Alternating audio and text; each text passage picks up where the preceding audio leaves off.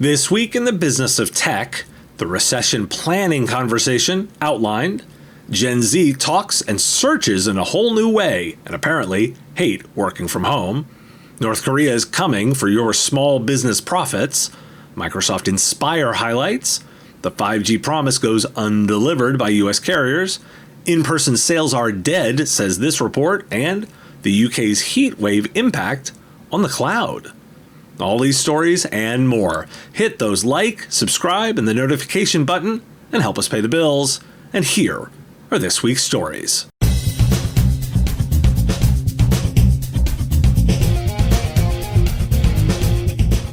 On Thursday, the House passed an annual defense policy bill, and it has cyber built right in.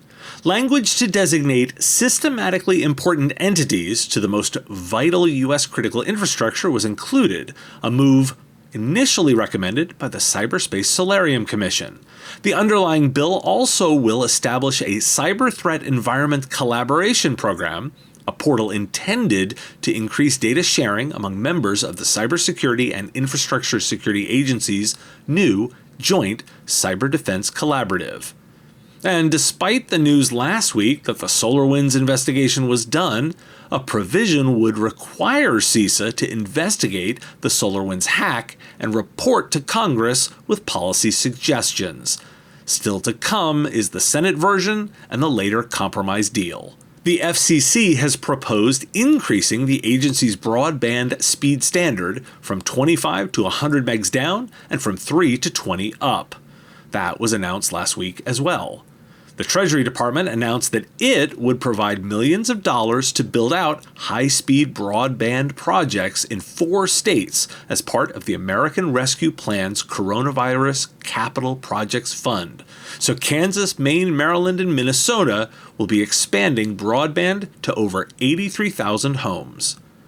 And in the post-Roe legal realm, the FTC has indicated it will step up to protect consumers' privacy, declaring the agency is committed to fully enforcing the law against the illegal sharing of sensitive medical and location data. The commission aimed particularly at data brokers and third parties who share previously collected information. The Post points to a wide range of sources that can potentially collect sensitive information about a user, but highlights the combination of location data and health data as presenting a particular risk to consumers. And if you think this isn't impactful, well, fertility app provider Prove specifically moved from AWS and Azure to Google Cloud. And the reason was the most options available for data storage in states that protect abortion rights. Why do we care? It's that last story that I want to use to tie things together. Somebody advised Prove about that move, and due to the landscape of regulation around them. All of these moves are details to consider in your practice of managing your customers' needs. Sure, different regulations for different customers, and thus why we'll have a whole space of compliance. Not sure I like that framing as much as I prefer considering it as lawyers do. Practice areas. There are scalability issues to consider here for sure in SMB. Those that figure that out will do well. They have to, because it's not cheap. AWS announced a one console to manage everything approach, focusing on AWS Cloud WAN. Cloud WAN is presented as a way to quickly set up and manage multiple parts of an AWS-based network worldwide, including AWS Virtual Private Clouds, or VPCs, along with customers' own on-premise private cloud offerings. Microsoft, meanwhile, has announced changes to its Windows release schedule, returning to a traditional 3-year release cycle for major versions of Windows. The next one is scheduled for 2024, 3 years after Windows 11, but also 1 year after they announced going to a yearly cadence, and after previously saying Windows 10 will be the last version of Windows. Why do we care? Today is the world of fantasy and vendor statements. Look, the one console to rule them all is a fantasy that vendors tell you. Like Atlantis and Nessie, you aren't going to find it. It's far more about integrations than a single pane of glass. And will there be a new version of Windows? Yes, there will. Will the cadence change again? Yes, it will. Let's not get too hung up here and simply know we must prepare for new versions of Windows. And Microsoft has named a new position, the Chief Partner Officer, and named Nicole Dezen to the job. She will also hold the title of Microsoft Corporate Vice President of the Global Partner Solutions Organization. Why do we care? Well, I don't do much coverage of the movements of channel chiefs on this show. We care about this one because of the C-level title given to it. That's a measure of priority, and that's why we care. So, Gartner. I quoted them last week with that 3% increase in IT spending. Well, digging into it, note it's a drop from 5% predictions. So, predictions despite inflation, but a subtlety to note. Which led me to an opinion piece in the News Stack, which was another perspective on that question from the audience. How do I talk to my customers about recession planning? Quoting from the piece with 5 key points. Make a plan with the CEO. An IT manager must work closely with their company's CEO when they're analyzing the organization's current business situation and mapping out a recession strategy. Reassess what you have, a zero-based approach in which each expenditure is evaluated based on the actual need or cost can help identify money-saving opportunities within an organization. Less data, not more. CTOs and other technology leaders who want to ensure their companies are in a good position for a recovery can save money long-term by looking at how they manage their data. Move to the cloud. A recession might not seem like the best time for a business to make infrastructure changes, but despite an initial investment, a company can reduce its IT costs by shifting to the cloud. And think carefully about who's getting laid off. No one likes layoffs, but a deep recession may demand workforce cuts. However, any cuts must protect not only the core business functions, but also leave room for growth after the crisis. Why do we care? This sounds thematically like what I've been saying and resonated with previous statements I've made. Repetition does not spoil the prayer, as they say, and in particular, these views are savvy ways of expressing the benefits. In a new study by Duolingo and Slack, Americans are more likely to find emoji-less texts or messages to be lacking compared to global respondents at 71% versus 57%. At the same time, a quarter of Americans are confused about the difference between the loudly crying emoji and face with tears of joy. But 7 in 10 Americans feel that unless a message has an emoji in it, it is incomplete. Now, let's pair this with another new perspective from Google. TikTok is a threat to their core businesses, including search and maps. The head of Google's Knowledge and Information Organization referenced the popular social media app in a broader conversation at Fortune's Brainstorm Tech Conference about the future of Google's products and its use of AI. In a discussion about the evolution of search, he somewhat offhandedly noted that younger users were now often turning to apps like Instagram and TikTok instead of Google Search or Maps for discovery purposes. In their studies, 40% of young people don't go to Google Maps or Search when they're looking for data like a place for lunch. Why do we care? I've been giving a lot of thought to the difference in generations of workers. I suspect there will be more on this tomorrow, too. My own bias here, I struggle with emojis in texts and never in emails because of ensuring it communicating the proper intentions. However, Gen Z will speak this natively, and now looking for answers not only expressed differently, but in new places. We care because this is the next generation, not only of workers, but of customers. Can you speak effectively with them and find them in the right places? Okay, so maybe Gen Z hates working from home. A national work-from-home survey by economists at 3 universities found that less than a quarter of 20-somethings who could do their jobs remotely wanted to do so full-time. That's compared with 29% of employees in their 30s 33% in their 40s, and 41% in their 50s and early 60s. LinkedIn, which analyzed job applications on its platform, found that 20 to 24-year-olds were the least likely cohort to apply to remote roles. That pulled via Insider. And apparently, Friday is dead. Just 30% of office workers swiped into work on Fridays in June, the least of any weekday, according to Castle Systems, which provides building security services to 2,600 buildings nationwide.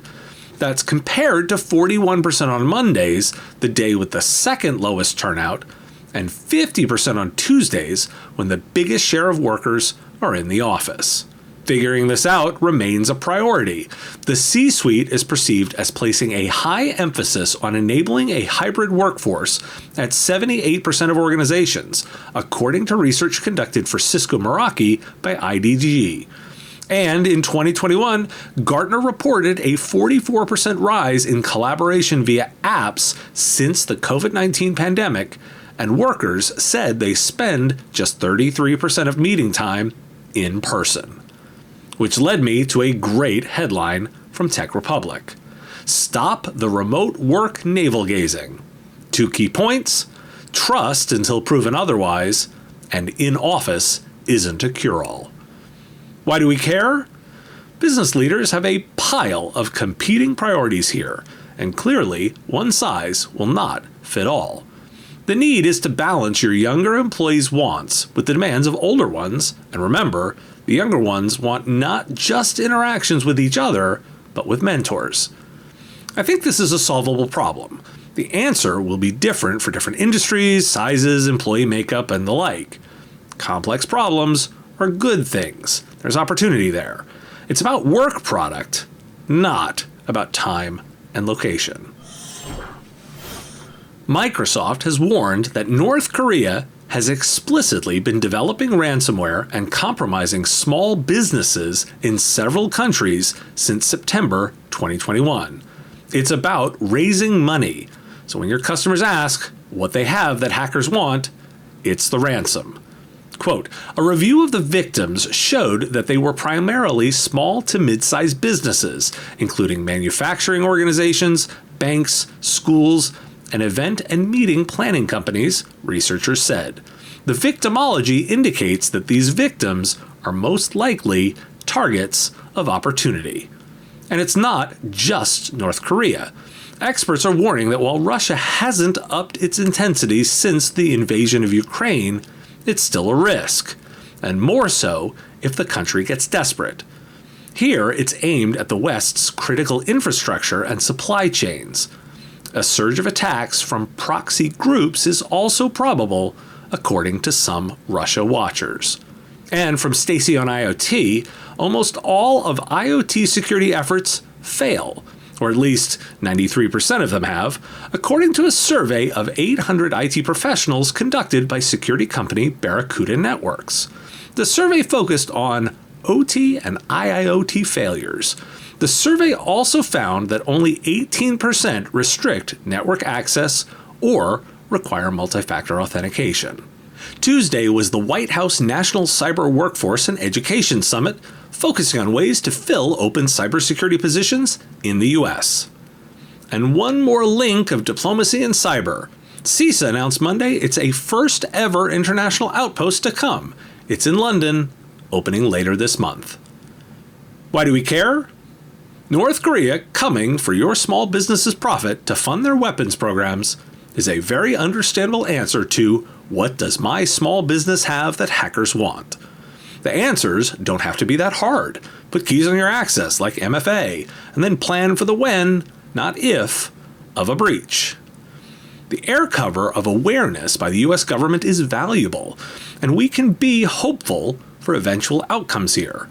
I just interviewed a corporate espionage hacker, that interview to be released soon, and while potentially later than we might have hoped, this is cause for hope. Are you still relying on a frustrating patchwork of legacy solutions?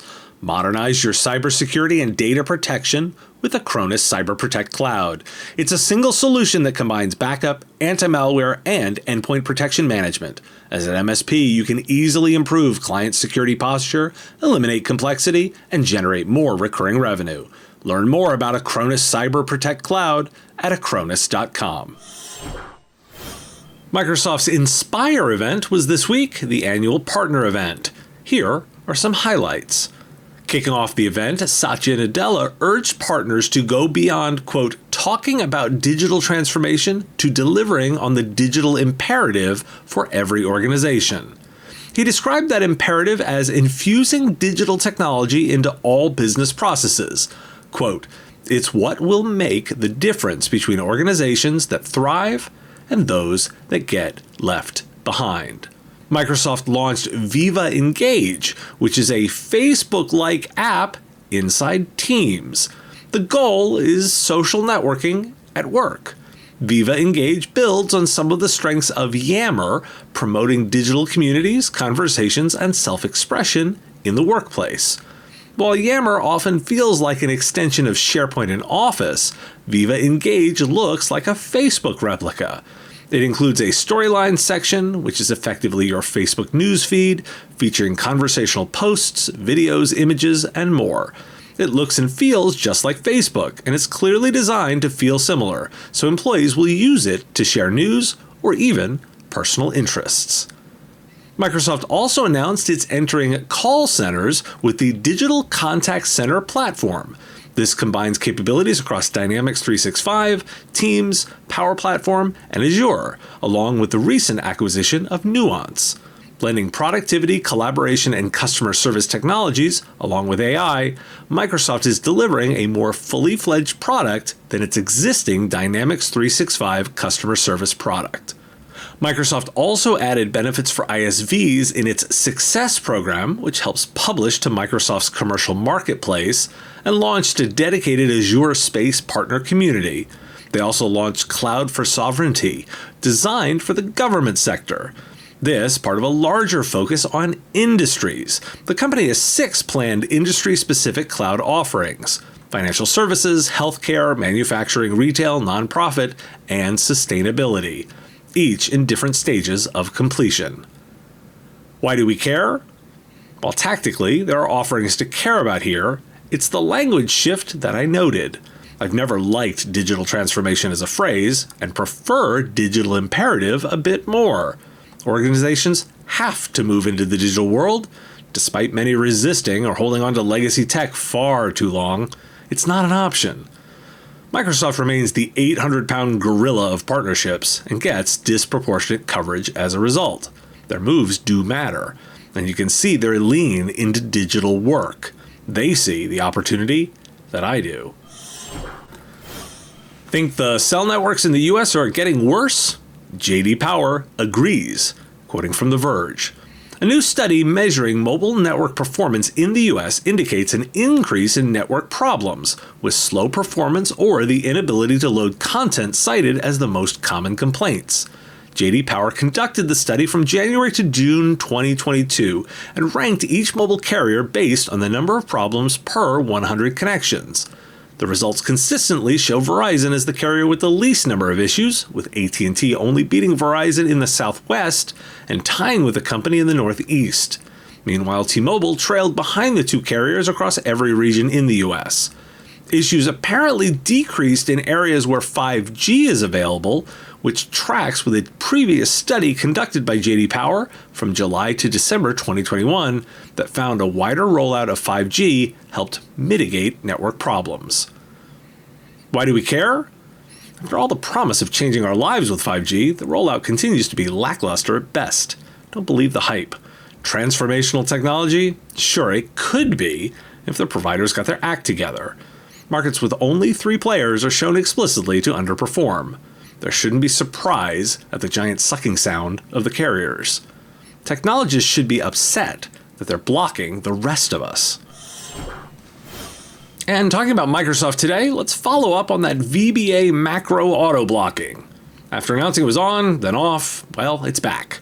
Today, the company announced it was resuming the rollout after the company improved its user and admin support documentation to make it easier to understand the available options when a macro is blocked. Why do we care? I'm going to chalk this up to being a rollout stumble, and if the concern was user experience, that's undoubtedly the constant trade-off required by security. They got back to the endpoint that they promised on and didn't renege on their promise. Showpad, a sales enablement platform, released a report that says in-person sales are dead. Quoting from Tech Republic, 86% of buyers now prefer to be sold virtually without face-to-face meetings. The trend is poised to increase rapidly in the near future. The report assures that 92% of millennial and Gen Z buyers prefer virtual selling. The State of Selling survey found that 8 out of 10 buyers already use or are open to new technologies. According to Showpad, more than half of all buyers want to see the physical products before buying them. Of these, only 34% prefer an in-person demo. Top industries that need to see the product before purchase are technology, 64%, manufacturing and engineering, 60%, construction, 57%, and insurance, 50%.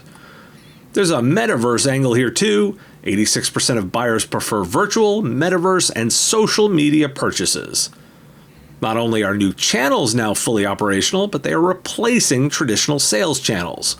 Quote, even amongst those who are responsible for more than $12 million in purchases a year for their business, 69% say there is now no need for the traditional face-to-face meeting with a sales representative, Showpad stated in their report. Why do we care? They had to throw the metaverse in, didn't they? Don't be distracted there. What's more important is digital sales. There are two parts to the reasons to care. Are you doing this yourself? And are you helping your customers? This is the digital imperative from yesterday in data form. Digital is the way of the future, and too many providers in this space are not embracing it. Do so at your peril. CBRE Group, a commercial real estate company, released their Spring 2022 Occupier Sentiment Survey. 5 key takeaways. Organizations worldwide anticipate greater in-person office attendance in 2022. However, the pace of returning varies widely. Executives and managers must lead by example. In-person office attendance in America and EMEA remains relatively low. Most companies now broadly accept hybrid work, but its adoption differs by geography and organizational needs.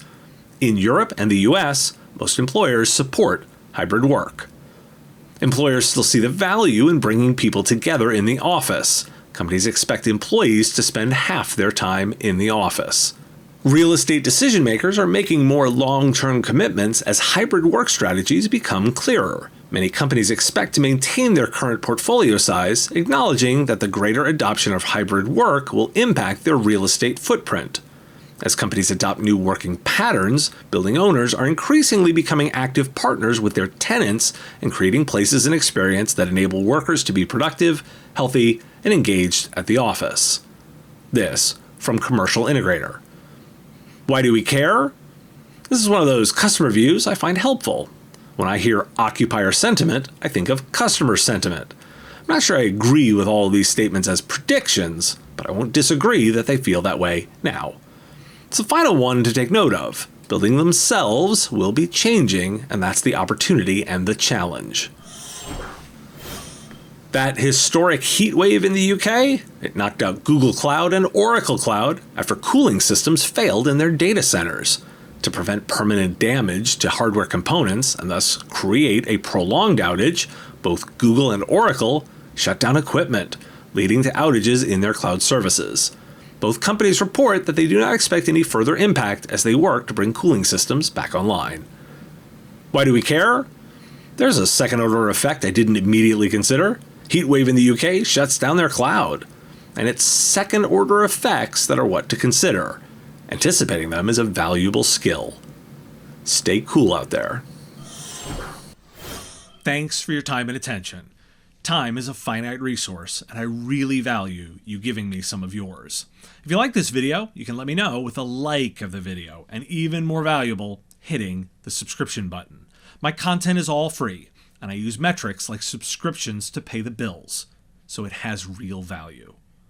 The content here is produced under ethics guidelines posted at businessof.tech. If you're interested in more content like this, you can get access to content early via our Patreon at patreon.com/MSPRadio. It's our give what you want model where you set the value of what you think the content is worth. If you like this podcast, you can catch it daily as the 5-minute news and commentary show, The Business of Tech, available on all your favorite podcatchers with links at businessof.tech. Just hit that big blue button to subscribe. Again, thank you for taking time out of your day to listen, and I really value the interaction. If you want to say something in the comments, I do respond and watch all that, and I look forward to talking to you next time.